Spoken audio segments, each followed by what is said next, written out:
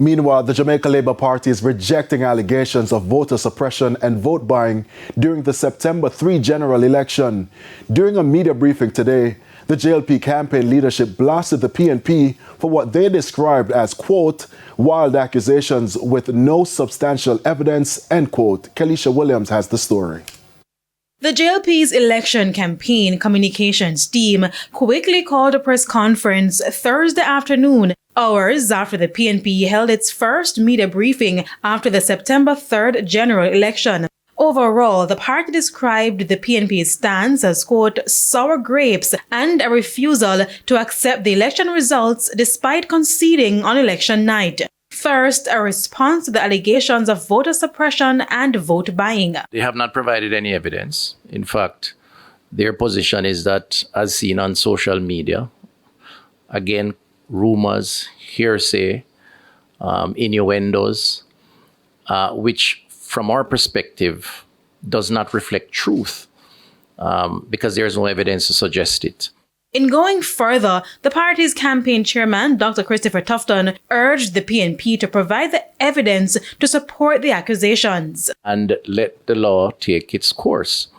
We have seen cases on social media too, suggesting on their side, persons making comments.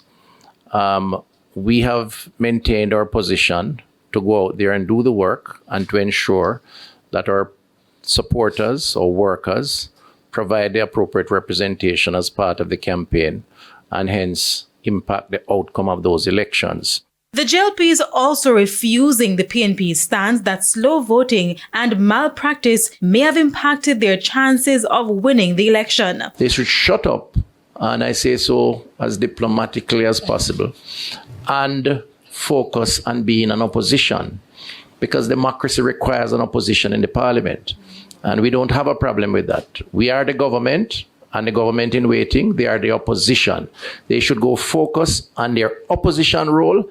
The JLP also addressed the PNP's announcement of challenging the results of the West Central St. Andrew constituency, where Prime Minister-elect Dr. Andrew Holness defeated the PNP's Paul Buchanan. JLP campaign spokesperson Kamina Johnson-Smith indicated that the PNP's position is frivolous and it's our information and our best information that the presiding officers, that the returning officer and the electoral workday workers deployed in the polling stations on election day, including those in West Central, that none of them reported any irregularities in West Central St. Andrew to the designated authorities.